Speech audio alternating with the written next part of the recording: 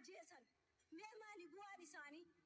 ummata makiinaa irraa buusanii madoo qalan mee akkam taati duuba Oromoon akkamiin jiraanna ummata kanaa wajjin akkaataan itti jiraannu hin jirtu isaanii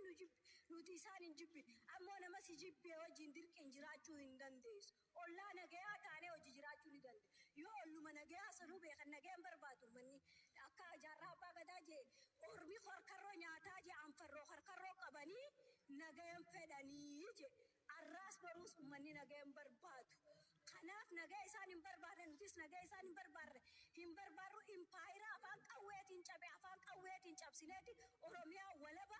ummata oromoo bilisa jaaruu barbaannaa jechuudha kanaaf ummanni oromoo bakka jiruun kanarratti hirmaachuu qabaa jabaadhaa obsaa waboon jabaattee jirti ni bilisoomna abdiin kutina bakka kalee jirru arran jiru bakka dheengadda jirruus arran jiru dheengadda waboon dhabamtee dhabamsiisne akka isaan jiran tun isaanii deemee dhawaama waboon barbaaddee dha'u jirti kanaafuu jabaadhaa qabsoo itti fufa Itoophiyaa malee uummanni Oromoo jiraachuu hin danda'u nuti takkaa biyya isaanii